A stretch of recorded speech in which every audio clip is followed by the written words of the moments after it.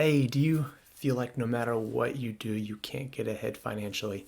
In this video, I will be discussing what I have noticed are the 5 huge mistakes people make that keep them living paycheck to paycheck, bank accounts empty, and retirement accounts virtually non-existent. I am Jacob Jackson. If you find this information insightful or informative or the like, please like and subscribe. So the 5 biggest mistakes that will keep you poor living to paycheck are thus. 1 is your mindset. Do you believe your actions can help your situation? Do you honestly think putting off pleasure in the present will help you reach your financial goals?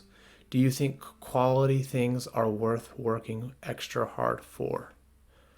Do you believe that you can change your environment, education and skill set, job, location, what you drive, or what toys or hobbies you have?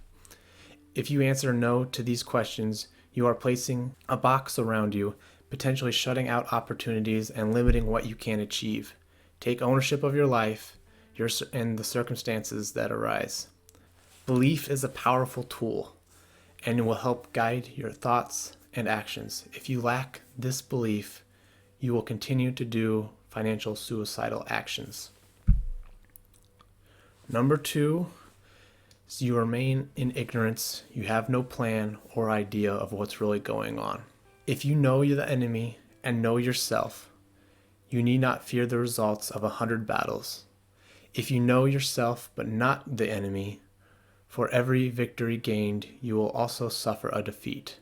If you know neither the enemy nor yourself, you will succumb in every battle. Sun Tzu, The Art of War. In your financial war, are you winning? Do you know who is on what side?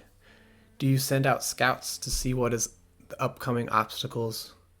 Do you have any idea what is coming in, your income, and what is going out, your expenses? Do you know what you have in reserve, your bank accounts, savings, retirement, and other? What is your net worth?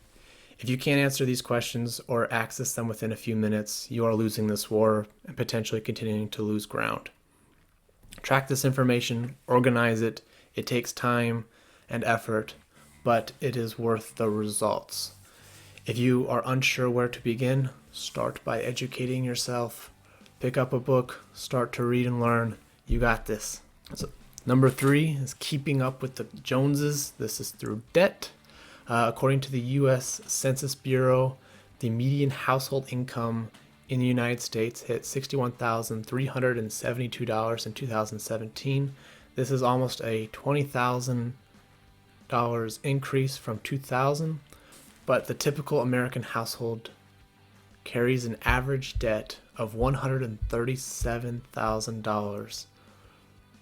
So again, that's $137,000 in debt. So do you have too much house or car or cars? How much do you owe on these? Perhaps you went to an expensive college, maybe not even knowing what you wanted to really major in. Do you use credit cards for all your purchases and don't pay off them in full at the end of each month? So compounding interest can work miracles for you, but against you it is the ditch that keeps on digging, and it becomes harder and harder to get out of that hole. When people make more, they spend more. The survey of consumer financials conducted by the Federal Reserve every 3 years has found that the peak earning years are also the peak debt years.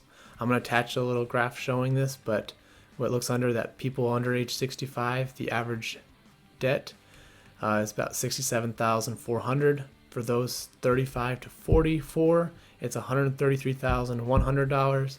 From those 45 to 54, it's $134,600.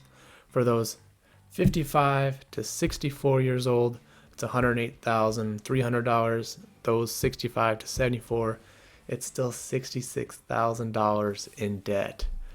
This is not a situation hopefully anyone here wants to get in. And also for those 75 and up, can't forget them. They are still about $34,500 in debt. So please avoid debt like it is a sickness. An increased income is always nice, but can make it easier to establish some real wealth. But if you spend everything that comes in, and at the end of the day you are still living paycheck to paycheck, you are still poor but with fancier toys.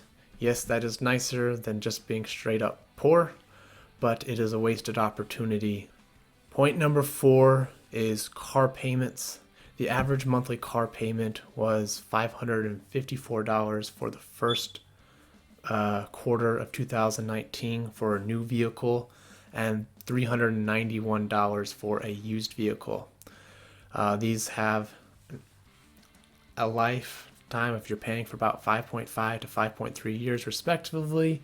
So you're paying about $38,000 for a new vehicle comparatively to $25,000 for a used car.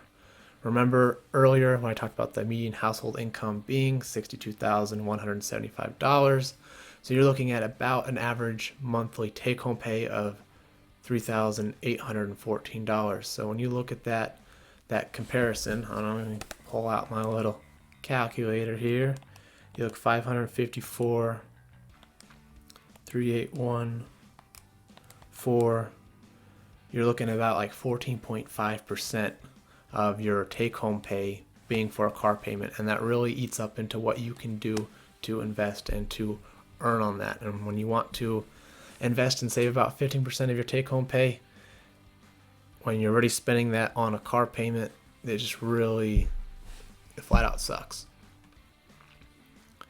So at the end of these 5 years, your car is worth maybe half of what you initially spent on it by the time you've actually paid it off, probably even less than that. And not to mention, it costs more for insurance for newer vehicles, and it's just straight up just a kind of a bad deal. Cars are a means of transportation. Buy used, use cash. Yes, it won't be as glamorous, but it will be your car. You'll save a lot more on insurance and save up for potential repairs. Read your manual, see when the recommendation for repairs will be, research cars you might buy. If you're trying to get out of that circle of debt, this will be something that's, again, a financial suicide where you're digging your own ditch. So the last point that I'm going to make, this is somewhat a controversial study, but this is like do things in the proper time, place, and proper sequencing. So it's 1, graduate from high school. 2, get a full-time job. 3, wait until you are 21 to get married and have kids. So according to a 2007 study by Haskins and Sawhill, they analyzed data from 237,994 families, and they found that the majority of those who failed on these 3 things were poor. However, if you did these 3 things in that order, you had a much decreased chance of being poor.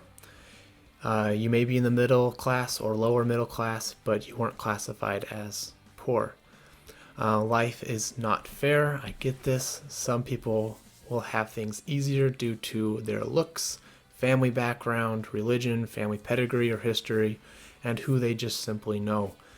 This shouldn't stop you from doing what you can do to live your best life and be the best person that you can be. Don't let the success of others become excuses for you to allow your life to go to crap. I hope you have found this educational. Again, I will post all the links below. Please feel free to comment, ask questions, etc. Please like, share, and subscribe. Again, guys, you are the best, and thank you very much.